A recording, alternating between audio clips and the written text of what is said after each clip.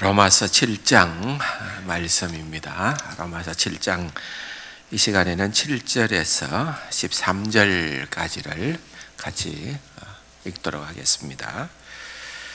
그런즉 우리가 무슨 말 하리요? 율법이 죄냐? 그럴 수 없느니라. 율법으로 말미암지 않고는 내가 죄를 알지 못하였으니 곧 율법이 탐내지 말라 하지 아니하였더라면 내가 탐심을 알지 못하였으리라.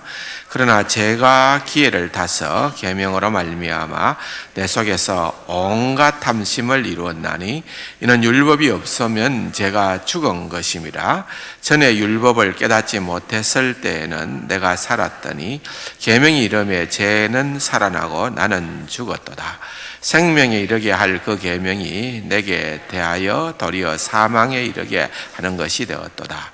죄가 기회를 타서 계명으로 말미암아 나를 속이고 그것으로 나를 죽였는지라. 이로 보건대 율법은 거룩하고 계명도 거룩하고 의로우며 선하도다. 그런즉 선한 것이 내게 사망이 되었느냐? 그럴 수 없느니라. 오직 죄가 죄로 드러나기 위하여 선한 그것으로 말미암아 나를 죽게 만들었으니 이는 계명으로 말미암아 죄로 심히 죄되게 하려 함이라. 아멘.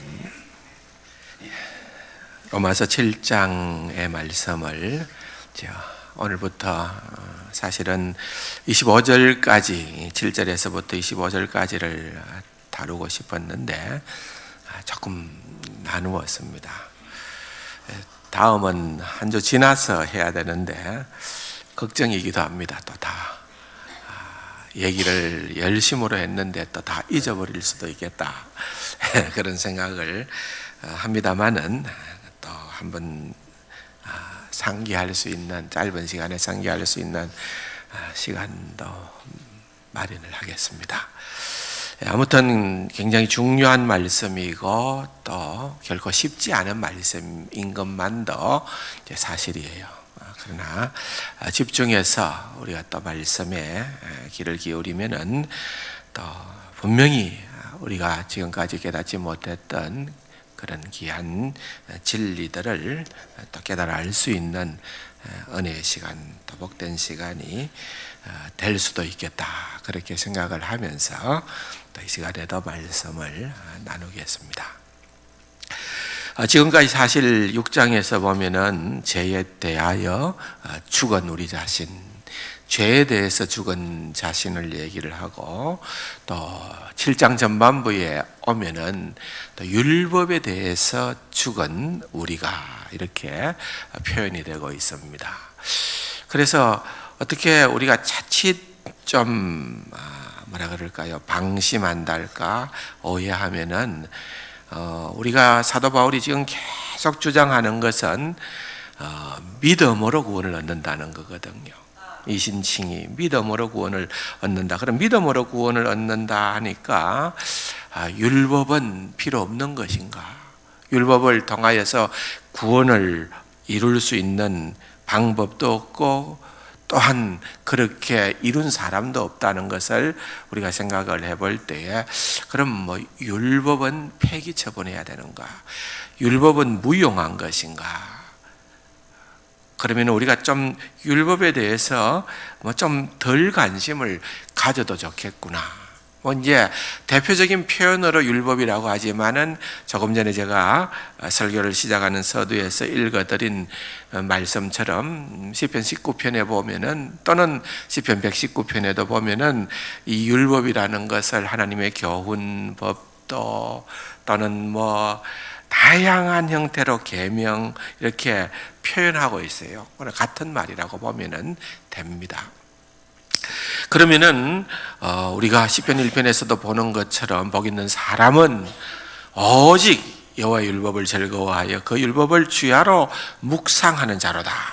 그렇게 복 있는 사람으로서 율법을 연관을 시켜 놓았는데, 로마서를 읽으면서 우리가 혹시라도 율법은 별로 필요 없는 것이 아닌가, 그렇게 생각할 수도 있다는 거예요. 그래서 그런 예측을 사도 바울도 분명히 하면서 우리에게 주는 교훈이 또 이제 7절부터 나타나는 이 말씀이죠. 7절에 보면은 그런즉 우리가 무슨 말 하리요. 다음에 보면은 율법이 죄냐? 율법이 죄냐? 지금까지 이제 율법에 대한 어떤 그런 부정적인 어떤 얘기를 많이 했거든요. 그런데 율법이 죄냐? 죄입니까? 그 다음에 보면 뭐라고 나옵니까? 바로 특유한 그런 어투가 나오지요. 그럴 수 뭐라고요? 없느니라. 그럼 죄다 말입니까? 아니다 말입니까? 당연히 아니죠. 율법이 죄냐? 절대로 아니다는 거죠. 율법이 죄가 아니다는 사실을 우리에게 먼저 일러주고 있는 것입니다. 그렇다고 하면은 여러분 율법의 용도가 무엇인지, 율법의 기능이, 역할이 무엇인지를 우리가 한번 알아야 될 필요가 있는 것입니다. 오히려 오늘 본문의 12절에 보면은 이로보건대 율법은 거룩하고 계명도 거룩하고 의롭고 선하도다. 율법은 거룩하고 의롭고 선하도다. 율법을 빼놓고 생각을 해보면은 의롭고 거룩하고 선하신 분이 누구예요? 하나님이 하나님. 그래서 율법이라는 것은 하나님의 법을 의미하는 말이에요. 하나님의 법. 하나님의 법이 죄일 수가 없잖아요. 하나님의 법이 결코 죄일 수가 없고 오히려 율법을 통하여 7절에 보면은 율법을 말미암지 않고는 내가 죄를 알지 못하였다. 더 한 걸음 더 나아간 표현이지요. 율법을 통하지 않고는 내가 죄를 알지 못하였다. 그런 민감한 부분들이 있다는 거예요. 사실을 율법을 통하여서 우리가 깨닫게 되는 첫 번째는 죄가 무엇인지를 율법이 정의 내리는 거예요. 죄가 무엇이다. 그런데 사실은 율법만 그 기능을 가지고 있는 것은 아니에요. 우리에게는 하나님께서 믿는 사람이든 믿지 않는 사람이든 우리에게 양심이라는 것을 주셨어요. 그렇죠? 그래서 뭔가 잘못하면은 살인하고서 떳떳한 사람이 있겠어요? 겉으로 보면은 그래 보이지만은 사실은 양심이 어떻게 해요? 진리죠. 진리죠. 잘못을 하면은 양심의 소리가 나는 거예요. 그런데 이 양심이라는 것이 언제나 완벽할 수는 없습니다. 불완전해요. 그래서 처음에는 우리가 잘못을 할 때에 양심이 안 돼 하는데 이걸 자꾸 반복해서 하다 보면은 양심이 어떻게 됩니까? 무디어집니다. 그래서 여러분 양심이 살아있는 것이 참 좋아요. 양심이 무디어지면은 나중에 죄를 죄인 줄로 모르고 넘어가게 되는 거예요. 그런 예들이 우리 일상사 가운데 많이 있습니다. 그러므로 그런 불완전한 것보다는 아주 정확하게 죄가 무엇인가에 대하여서 정의를 내리는 것이 바로 하나님의 법이 있다는 거예요.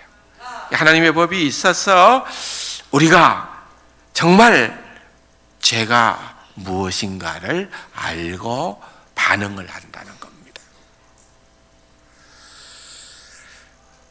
뿐만 아니라 율법은 우리 안에 있는 죄를 드러나게 해줍니다. 하나님의 법이 없었더라면 우리가 그렇게 죄인인 줄 몰랐을 텐데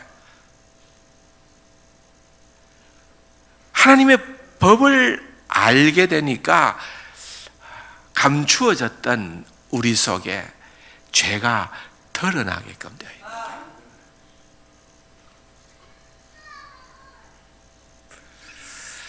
하나님의 말씀의 특별한 기능입니다.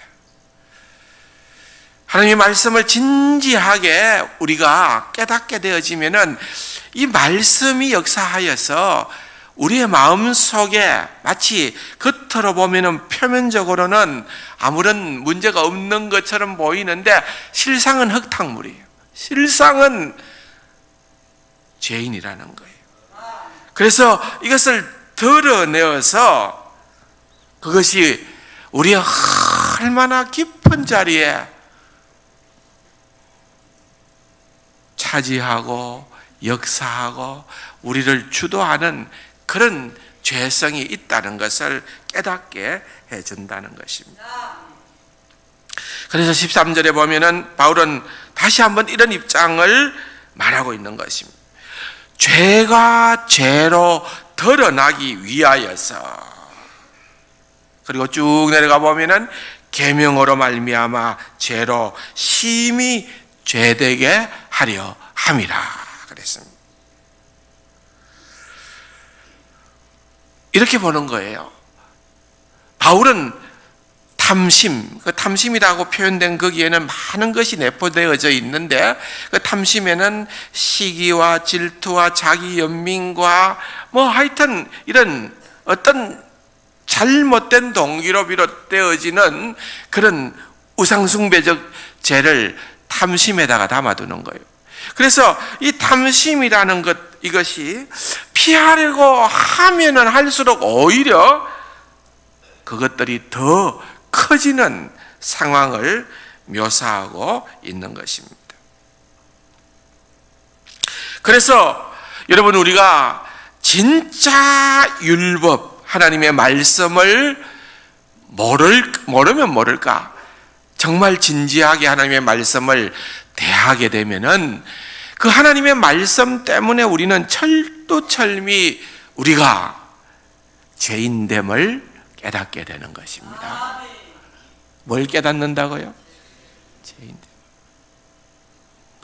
그래서 로마서를 공부할 때에 여러분, 첫 번째 은혜의 비결은 죄인됨의 깨달음입니다. 내가 죄인 되었다. 뭐 내가 뭐 죄인이가, 아직도 복음의 비밀을 잘 모른다고 보면 됩니다. 내가 꽤 괜찮은 사람인데 내가 그래도 남들 해한 적도 없고 평생 살아오면서 선한 일만 했고, 또 나는 뭐라 그럴까요? 누구한테 이렇게 덩쳐먹은 일도 없고 꽤 괜찮은 사람인데 이상하게 교회만 오면은 죄인이라 그래. 기분 나쁘다. 목사님, 그 소리만 안 할 수 없습니까? 그런데 여러분, 안 할 수 없습니다. 여러분들에게만 하는 얘기가 아니라 저도 마찬가지예요. 사회적인 신분 여하와 관계없이 뭐 잘생기고 못생기고 가지고 못 가지고 연장자고 연소자고 할 것 없이 성경은 우리에게 너는 죄인이라는 거야. 우리가 죄인이다. 그걸 우리가 깨닫게 될 때에 우리는 구주의 필요성을 알게 돼요. 예수 그리스도가 왜 필요하냐? 내가 죄인임을 깨닫게 될 때, 율법의 행함으로 말미암아 구원을 이룰 수가 없고 나는 오직 한 길, 오직 하나, 오직 예수를 믿음으로 말미암아 구원받을 수밖에 없다는 그 놀라운 진리를 말씀을 통하여 우리가 깨달아 알게 되는 거예요. 다른 방도가 없다는 것입니다. 그러므로 여러분, 율법의 기능은 내가 누구인가를 보여줘요. 내가 어떤 존재인가. 주님 앞에서 우리는 철두철미 죄인임을 발견하고 하나님의 은혜에 대한 필요를 깨닫고 느끼고 갈망하고 살아가는 존재이어야 된다는 거예요. 예외 없습니다. 오늘 이 자리에 앉아있는 모든 사람들 한 사람 한 사람마다 율법은 우리에게 뭐라고 얘기하는 줄 아십니까? 죄인이라는 거죠. 재판법정에 가면은 guilty, 유죄다는 말, 유죄다. not guilty라는 말은 무죄다 하는데, 무죄인 사람은 아무도 없는 거예요. 모두가 다 하나님의 율법의 거울 앞에 서면은, 말씀 앞에 서면은 우리는 죄인이라는 거예요. 사랑하는 성도 여러분, 우리의 믿음의 선배들은 다 울었습니다. 많이 울었어요. 예배당은 어떤 곳인가? 울기 위하여 모이는 장소가 예배당이었어요. 그래서 옛날에는 그렇게 많이 울었어요. 요즘은 그런 울음이 예배당에서 사라지고 있다는 거예요. 그만큼 죄를 적게 짓기 때문에. 그게 아니에요. 같은 죄인이에요. 같은 죄인인데 죄의식이 없는 거예요. 내가 얼마나 흉악한 죄인이고, 내가 복음이 필요한 자고 그리스도가 필요한 자고, 이걸 놓쳐버리니까, 세상이 너무 좋으니까, 세상에 나를 구원할 만한 그런 선한 것들이 많이 있어 보이니까, 돈이면 다 된다고 생각하는 것이 보이니까, 명예면은 내가 괜찮은 삶을 유지한다고 생각이 들 수도 있으니까, 과연 그럴까요? 아니. 또 여러분, 이신칭이 오직 믿음으로 구원을 얻는다라고 하는 그 위대한 진리를 많이들 자기 편의대로 그렇게 해석하는 경우가 많아요. 믿음으로 어렵다함을 얻으니까 하나님의 말씀대로 사는 것은 필요 없어. 그렇게 살아봐야 소망 없어. 살 필요도 없어. 그렇게 생각을 하는 거예요. 근데 말틴 루터를 한번 보세요. 여러분, 역사적으로 말틴 루터가 그 이신칭의의 교리를 얘기할 때만 하더라도 그는 정말 목숨을 걸고 하나님의 말씀대로 살려고 몸부림을 친 거예요. 여러분, 몇 가지 죄를 지으면 지옥 갑니까? 예?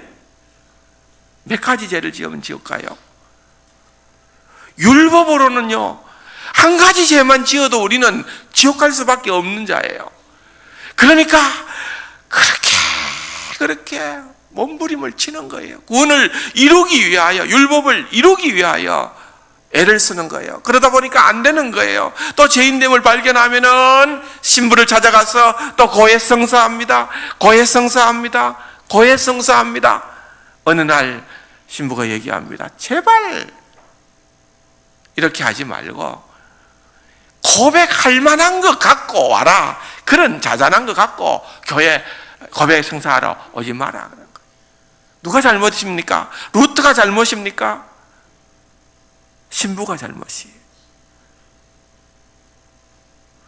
그 놀라운 비밀을 알지 못한 신부가 잘못이죠. 폴 워스라고 하는 유명한 미국의 젊은 목사님이 있어요. 복음에 대한 설교를 참 멋있게 하는 목사님인데, 그 목사님이 설교를 하고 나니까 교회 통로에 어린아이 하나가 이렇게 떨고 있는 거예요. 그래서 너 왜 떠니 하니까, 목사님, 내가 목사님 설교를 듣고 나니까 내가 사악한 죄인임을 깨달았대. 어린아이가 내가 사악한 죄인임을 깨달았대. 깜짝 놀라서 무슨 죄를 저질렀는데 엄마 말 안 들었어요. 엄마 말 안 들었다는 거예요. 그 주변에서 지나가는 교인들이 그걸 보고 막 웃는 거예요. 그런데 폴 워스가 그때에 진지하게 교인들을 향해서 얘기를 하는 거예요. 그거 다 아니다.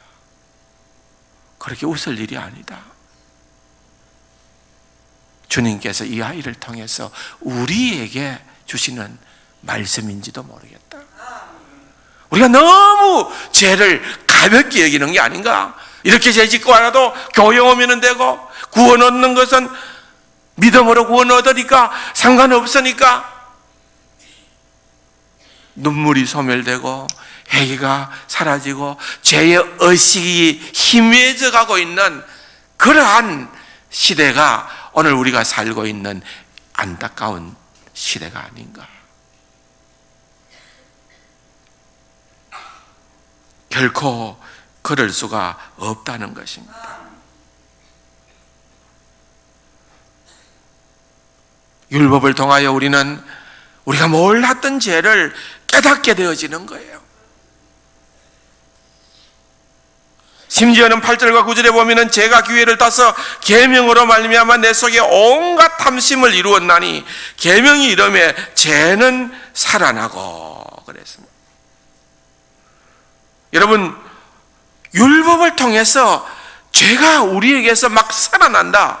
여러분, 이 말을 어떻게 이해하고 어떻게 해석을 해야 좋겠습니까? 이게 뭡니까? 이건요, 우리에게, 우리의 심령 속에 삐딱함이 있다는 거예요. 삐딱함. 여러분, 삐딱하다는 거 아시죠? 삐딱함이 있어요. 삐딱함이 뭐냐? 그건 금지해 놓은 것. 율법은 하라 하지 말라잖아요. 하라 하면 하기 싫고, 하지 말라 하면은 하고 싶은, 그게 삐딱함이거든. 우리 인간에게 그 삐딱함이 있다는 거다. 그 삐딱함.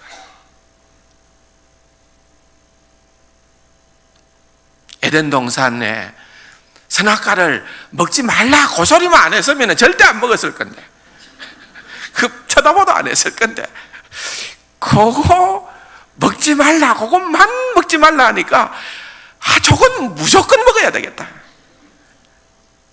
그래 생각한다는 거예요. 우리 인간들이 그렇다는 거예요. 어거스틴이 참회록을 썼잖아요. 어거스틴의 참회록에 보면은 그런 내용이 나옵니다. 어릴 적에 가수원에 가서 아주 주렁주렁 배나무에 배가 열려 있는데 이제 친구들과 서리하는 거예요. 그런데 그 서리도 있잖아요. 서리하면은 다 남의 거 훔치고 밤에 훔치고 주인 몰래 훔치고. 그런데 사실은 먹기 위해서 그런 거 아니에요. 재미로 하는 거예요. 먹어봐야 그 별 맛이 있습니까? 한 입, 두 입 배 먹고 난 다음에 다 돼지한테 줬대요. 별로 맛이 없으니까, 집에 있는 배보다도 맛이 없으니까. 그런데 기록하기를 그런 일을 해보니까 굉장히 짜릿했다는 거예요. 그래서 그가 기록하기로 우리의 진짜 즐거움은 해서는 안 되는 일을 하는 데 있다 그랬습니다.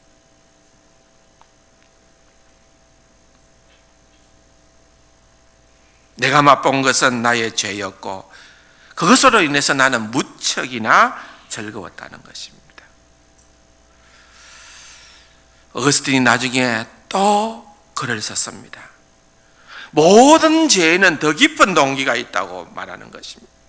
누군가 거짓말을 하거나 훔치거나 부도덕한 것이나 잔인할 경우에 거기에는 피상적인 동기가 있다. 탐욕이나 분노 따위다. 그러나 어거스틴은 배나무 사건을 통해서 더 깊은 곳에 있는 궁극적인 죄의 동기가 있는데 그게 뭔가 하면은 하나님 노릇을 하려는 데 있다 그랬습니다. 무슨 말입니까? 삐딱하게도 인간은 하나님과 멀리 떨어져 있으려 하면서도 하나님 흉내를 낸다. 그렇다면 배를 훔치면서 내가 즐긴 것은 무엇인가? 서툴고 비뚤게 나의 주님을 어떤 식으로든지 흉내내었는가? 그분의 법을 어기고도 처벌받지 않는 게 즐거워서 내 전능함에 어두운 그림자를 만들었는가? 무슨 꼴인가? 자신의 주인에게서 도망쳐서 그림자를 쫓는 종이라니. 단지 금지되어 있다는 이유만으로 금지된 것을 즐길 수 있을까? 그랬어요. 그러면서 쭉 전개하는 내용은 뭔가 하면은 우리에게는 누구나 그런 욕망이 있다는 거예요. 하나님처럼 절대 그럴 수 없지만은 피조물과 창조의 차이점인데, 그럼에도 불구하고 내 인생을 내가 살려고 하는, 내가 다스리려고 하는, 내가 주관하려고 하는, 그게 하나님 같이 해보려는 거예요. 여러분, 굉장히 중요한 말씀이 7장 4절 말씀입니다. 한번 가서 읽어봅시다. 로마서 7장 4절에 보면 그러므로 내 형제들아 너희도 그리스도의 몸으로 말미암아 율법에 대하여 죽임을 당하였으니, 그랬습니다. 지난주에 설명했던 내용입니다. 그런데 그 뒤에 보면은 이는 그 이유를 설명하는데요. 이는 다른 이 곧 죽은 자 가운데서 살아나신 이에게 가서, 누굽니까? 죽은 자 가운데서 다시 살아나신 다른 이는 예수 그리스도예요. 예수 그리스도에게 가서 우리가 하나님을 위하여 열매를 맺게 하려 함이라. 하나님께서 우리를 구원하신 목적이라는 거예요. 왜 구원하셨느냐?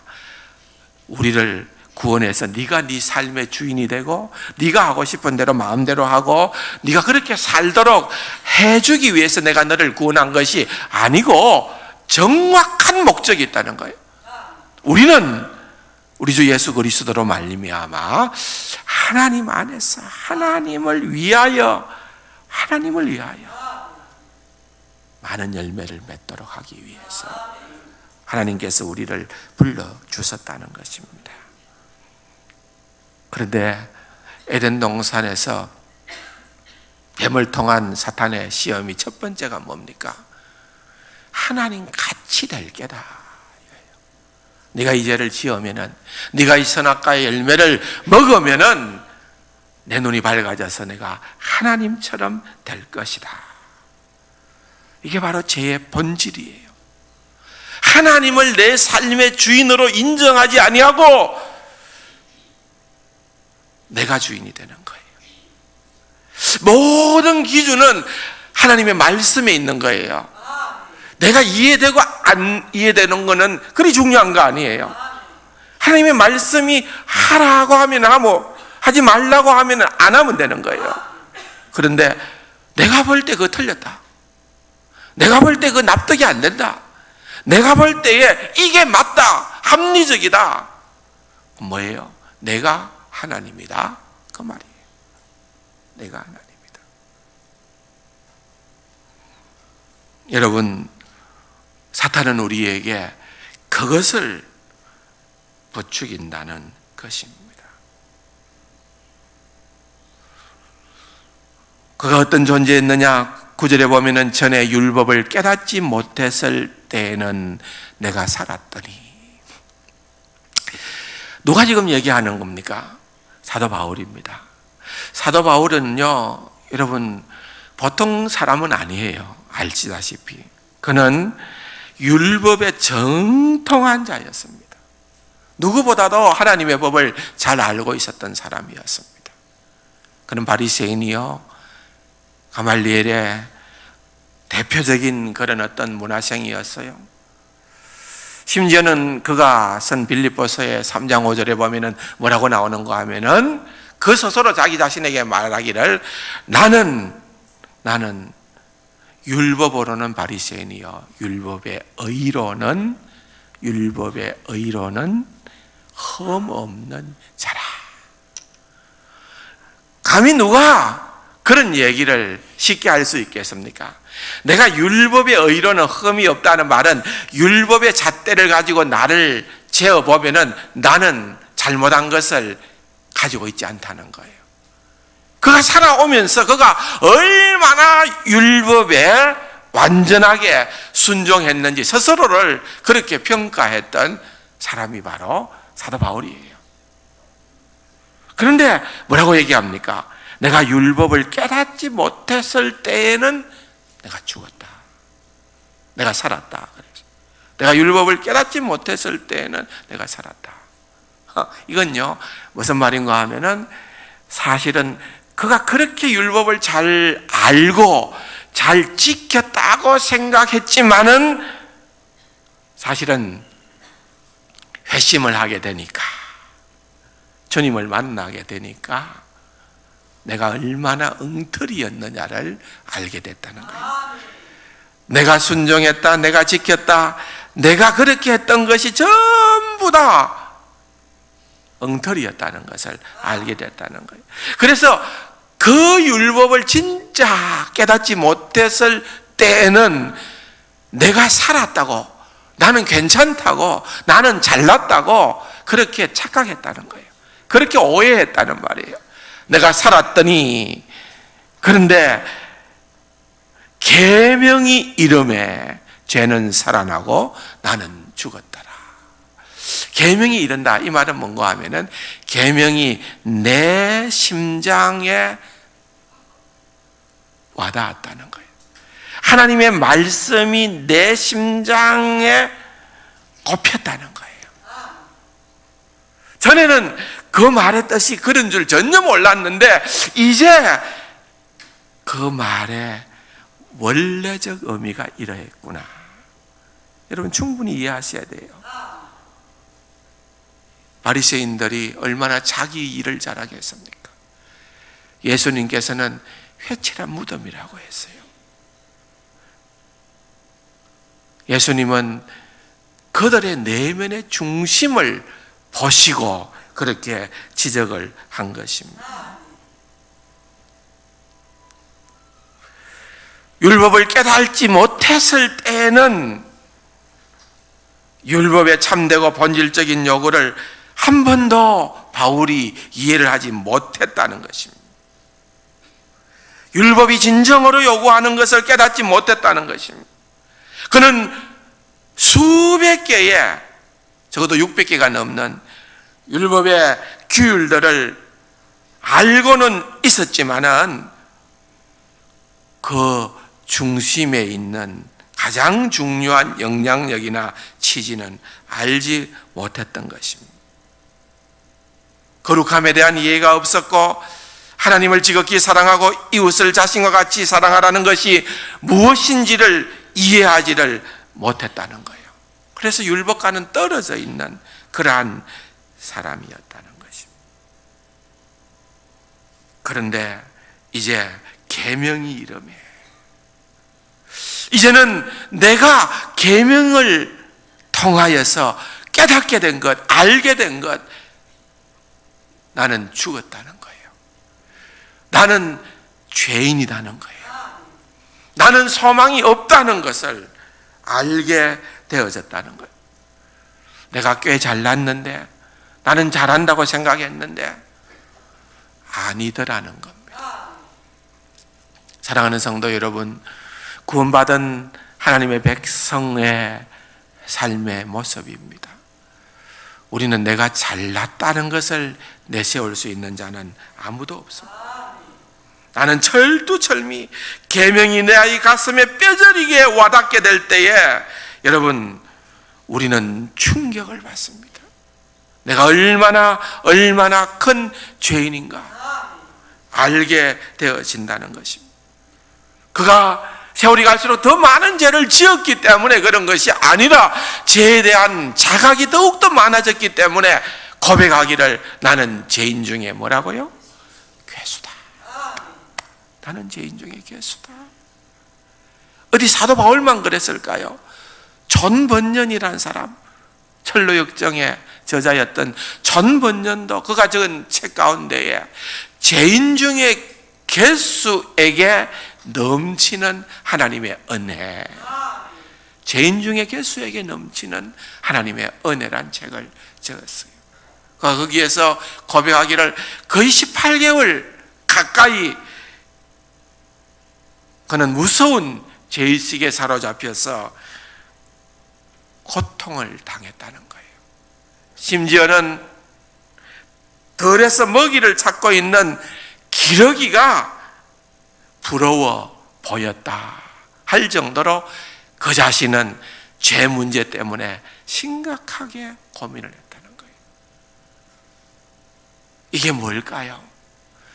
이게 하나님의 백성의 모습입니다. 사랑하는 성도 여러분, 각자의 심령 속에 기도하는 마음이 일어나기를 바랍니다. 우리 모두의 심령 속에 통회하며 자복하는, 회개하는 역사가 일어나야 될 줄로 믿습니다. 하나님 내가 너무 죄인입니다. 하나님, 나는 정말 하나님 앞에 감당할 수 없는 죄인입니다. 내보다 더 큰 죄인은 아무도 없습니다. 고백하고 주님 앞에 자복할 때에 우리를 어루만져 주시는 그러한 주님의 은혜를 맛보게 될 것입니다. 사랑하는 성도 여러분, 이것이 참 그리스도인입니다. 내가 죽었다. 별 수 없는 인간이지 않겠습니까? 아마도 어떤 계명보다도 사도 바울은 마지막 10번째 계명이 그에게 늘 숙제였을 것입니다. 왜냐하면 탐내지 말라. 그 당시 바리새인들은 어떤 생각을 가졌는가 하면은 적어도 악행을 행동하지 않는 한 죄가 아니라고, 죄가 없다고 생각을 했습니다. 그래서 우리는 정말 주신 말씀대로 율법에 순종하고 그것을 잘 지키는 사람이라고 스스로를 자부하고 착각했던 사람들이었습니다.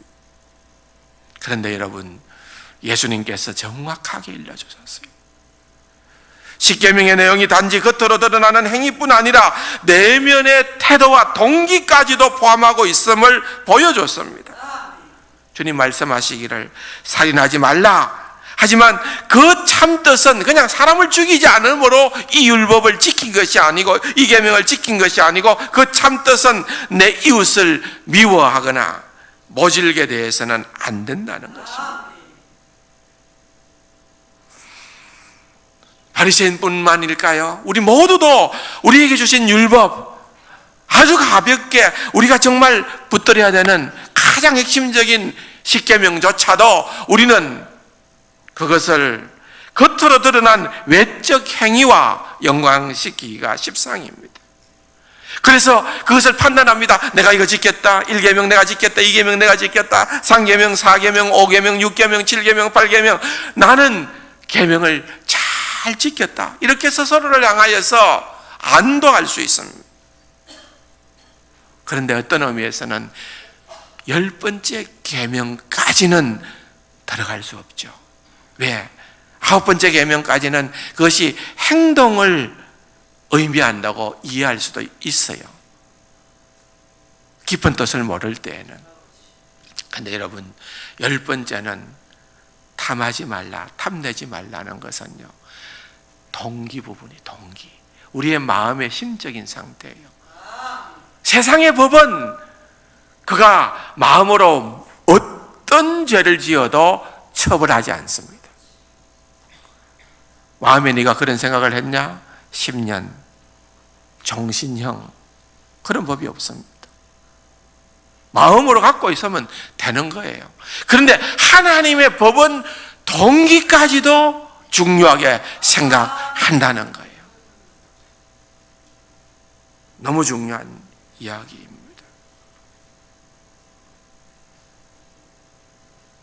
그러므로 탐심에는 시기, 자기 연민, 불평, 투덜거림이 포함되는 것입니다.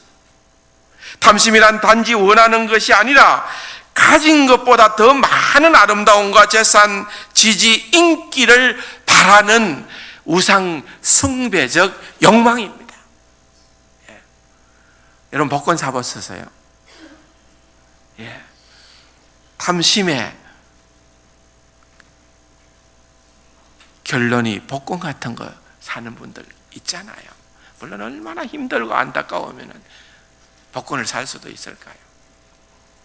우리 아들이 미국에서 연락이 왔는데, 아빠, 오늘은 한 명 말고는 온 미국에 사는 사람들이 다 슬픈 날이었대요. 며칠 전에 미국 복권이 사상 최고액의 당첨자가 나왔어요. 1조 7천억. 그 돈이 얼마나 큰지는 모르겠어요. 하여튼 X로 우리 돈으로 환산하면 1조 7천억이에요. 근데 그 사람이 당첨자가 나왔는데 아직까지 신분은 모른대요. 어디 숨어 있는지 모른대요. 그 한 사람을 제외한 나머지는 전부 다 슬픈 날이었대요. 웃으면서 하는 이야기입니다만은 우리가 이런 어떤 헛된 욕망들이 얼마나 많은지 모르는 거예요. 얼마나 비교해 가면서 내가 남들보다 더 많이 가져야 되고, 더 누려야 되고, 더 원해야 되고, 그것이 채워져야 되고, 그런 우리의 모습인지 참으로 부끄럽기 짝이 없는 것입니다. 여러분, 결국은 이런 것들이 다 우리에게 있다는 것입니다. 사도 바울은 하나님이 살아가야 하는, 하나님의 백성들이 마땅히 이 세상에서 살아가야 하는 삶의 지침서인 이 계명들이 때로는 여러분 우리를 도리어 사망에 이르게끔 하는 그러한 역할들도 하게끔 제가 그것을 이용한다는 거예요. 제가 그것을 꼬드긴다는 거예요. 온갖 탐심을 불러일으켜서 속이고 또 속여서 죽음에 이르게끔 하는 역할을 한다는 것입니다. 그러므로 그가 선언합니다. 13절에 보면은 그런즉 선한 것이 내게 사망이 되었느냐. 선한 것이라는 것은 뭘까요? 율법, 하나님의 법을 의미하는 거예요. 선한 것이 내게 사망이 되었느냐? 그럴 수 없느니라. 그럴 수 없느니라. 오직 죄가 죄로 드러나기 위하여 선한 그것으로 말미암아 나를 죽게 만들었다. 이는 계명으로 말미암아 죄로 심히 제되게 하려 함이라. 다시 말하면은 율법이 살인자인가? 그럴 수 없다는 거예요. 그를 죽게 한 것은 선한 그것을 통하여서 작용하는 죄 때문이라는 거예요. 그래서 죄가 살인자라는 거예요. 죄가 살인자다. 어쩌면은 인격체처럼 묘사하고 있어요. 선한 율법은 죄의 무기일 뿐이라고 그렇게 사도 바울이 일러주고 있는 것입니다.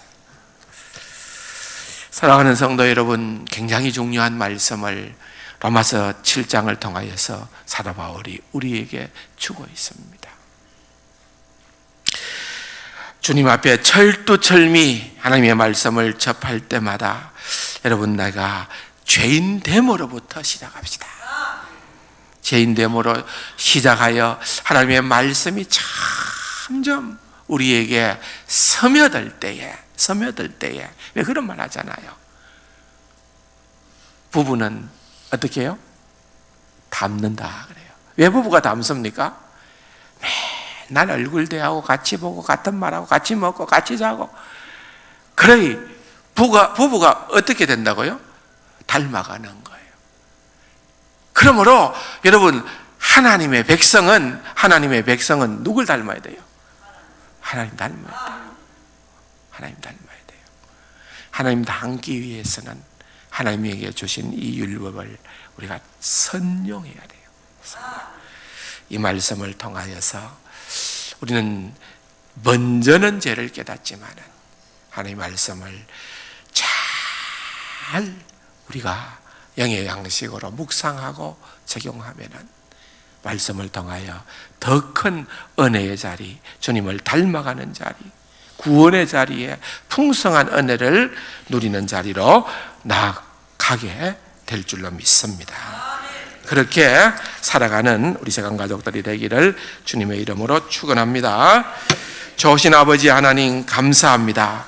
우리에게 주신 이 말씀을 기억하며 정말 말씀을 통하여서 더욱더 내 자신을 바로 인지하고 깨닫고 오직 하나님의 은혜밖에는 다른 구원의 방도가 없음을 깨닫고 더욱더 주님을 가까이 하는 귀하고 복된 은혜를 누리게 하여 주옵소서.